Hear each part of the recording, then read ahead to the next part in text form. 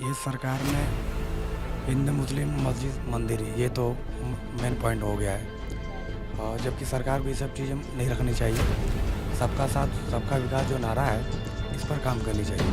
संतरी क्या, कोई संतरी भी नज़र नहीं आएगा, क्योंकि ये जो गवर्नमेंट है वो ऐसी है, इंसान अपने हिसाब को डर रहा है कि हमें करे तो क्या करें। बीजेपी तो ठीक भी है, थोड़ा बहुत तो काम भी कराया है, कहीं कहीं काम हुआ तो बता सकते हैं। काम में बहुत सारा काम है, मतलब उतना नहीं है फिर भी है, फायदा है। क्योंकि माफिया तो सभी है, तो यहाँ बस मुस्लिम और यादव को टारगेट किया जा रहा है, बाकी सब तो ठाकुर पंडित तो चल ही रहे, मौज कर रहे हैं अपने। इस सरकार में ठाकुरवाद बढ़ गया है, बल्कि ये हिंदू मुस्लिम बहुत ज़्यादा बढ़ गया, बेरोजगारी तो बढ़ी रही है, उससे ज़्यादा हिंदू मुस्लिम हो रहा है ज़्यादा। कोई चीज़ें बताइए कि कुछ छोड़े हैं, हर चीज़ तो बेच दी हैं। किसी के नाम चेंज करके कमा रहे हैं, कहीं बेच के कमा रहे हैं, कहीं कुछ करके कमा रहे हैं।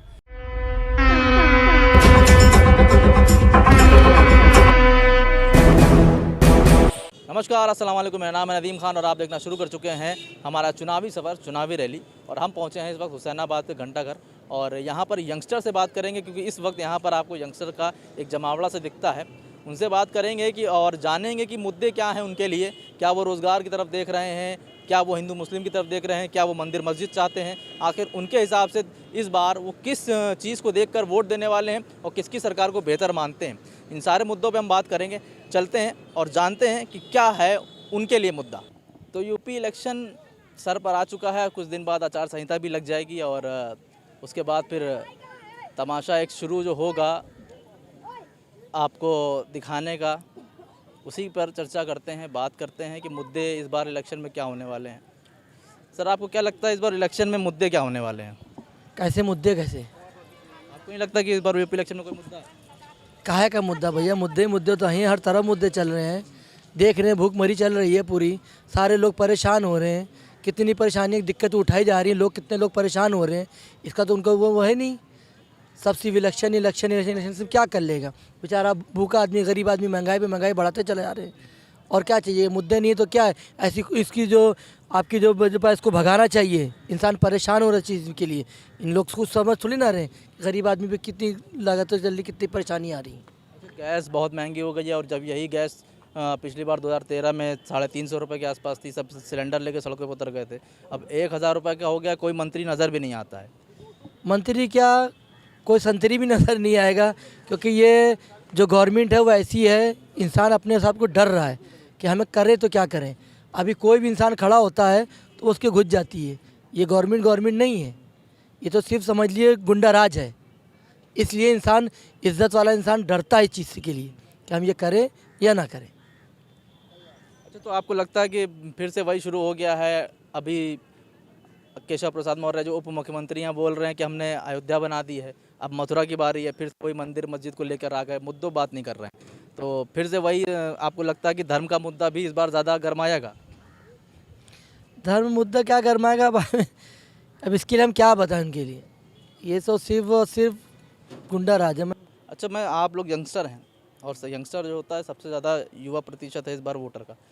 तो इस बार आप क्या सोच कर वोट देने जाएंगे, और क्या लगता है कि पिछली सरकार बनेगी, या इस बार परिवर्तन की तरफ देख रहे हैं कि दूसरी कोई सरकार बनने वाली है? देखिए, बात ऐसी है कि हमें दोनों सरकार से कोई तो उतना हमें लाभ नहीं दिख रहा है, ठीक है ना। अब हमारे हिसाब से तो यही सरकार ठीक है, उससे भी हमें कोई फ़ायदा नहीं दिख रहा है, इससे भी कोई फ़ायदा नहीं दिख रहा है। फ़ायदा नहीं दिख रहा तो फिर कैसे ठीक है? ठीक है, इससे कुछ है, सही है। सही मतलब जैसे?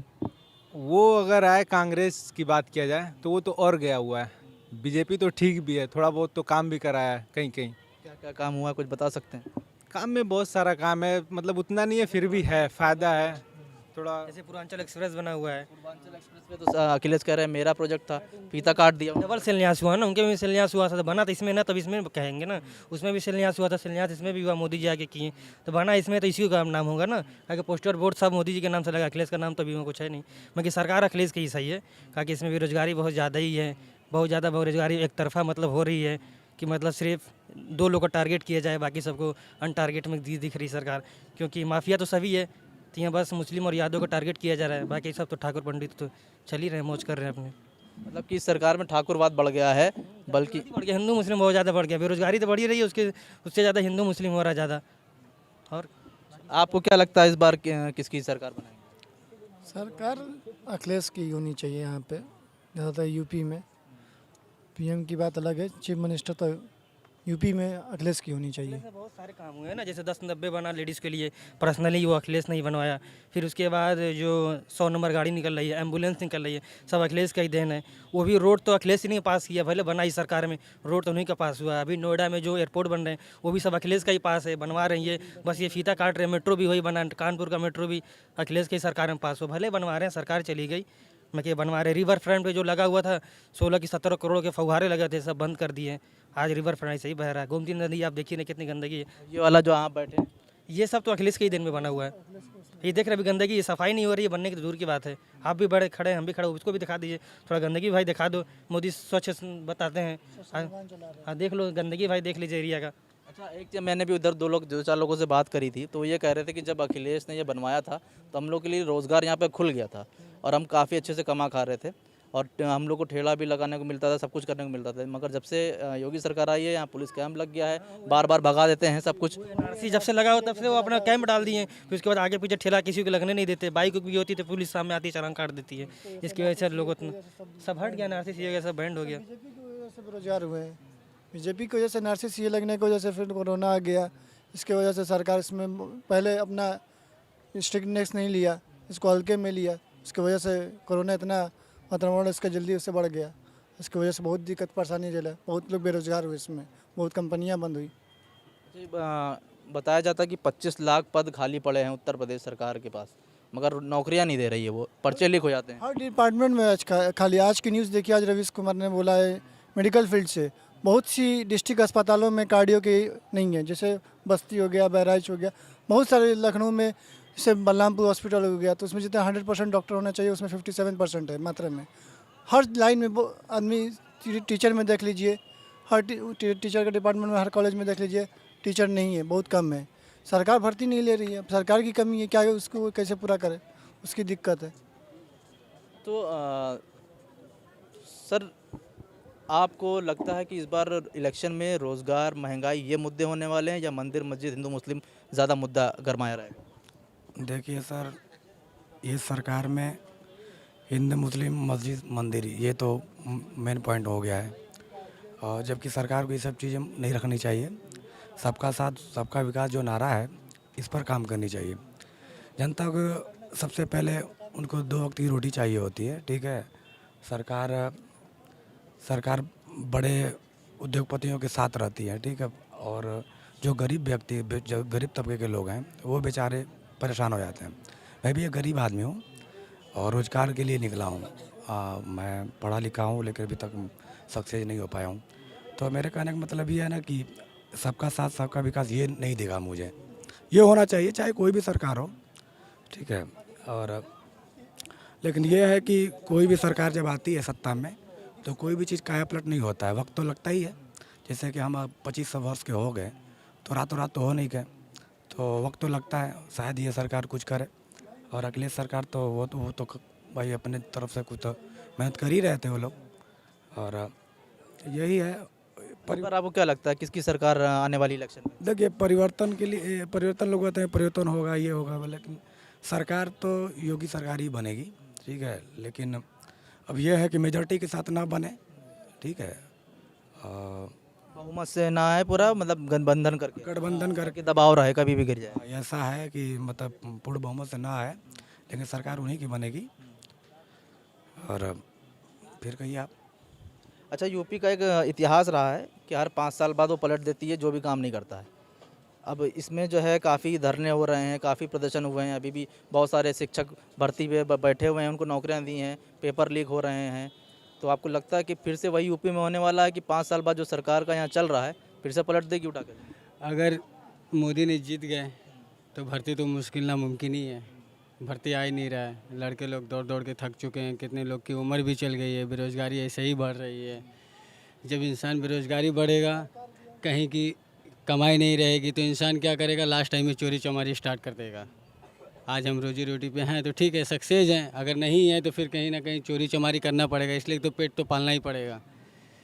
अगर मोदी जीत जाते हैं तो फिर अगर भर्ती निकाल देते हैं, अगर ये कुछ करते हैं बेरोज़गारी के लिए तो अच्छी बात है। अगर अखिलेश जी आते हैं, अगर वो थे तो बहुत बढ़िया था, बेरोज़गारी भी कम थी, भर्ती भी अच्छा था। आज जितने भी हैं अखिलेश ही सही थे।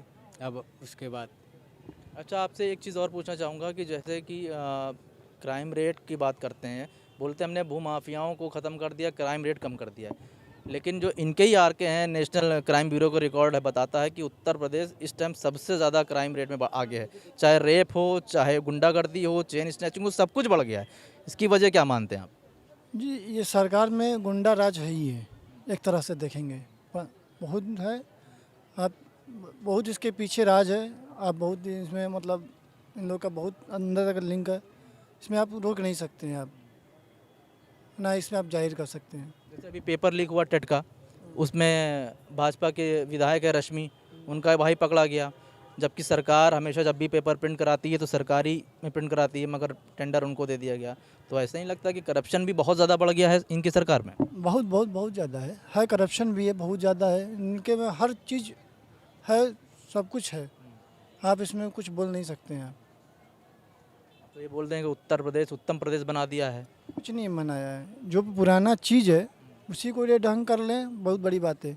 कोई चीज़ें बताइए कि कुछ छोड़े हैं, हर चीज़ तो बेच दिए हैं। किसी के नाम चेंज करके कमा रहे हैं, कहीं बेच के कमा रहे हैं, कहीं कुछ करके कमा रहे हैं।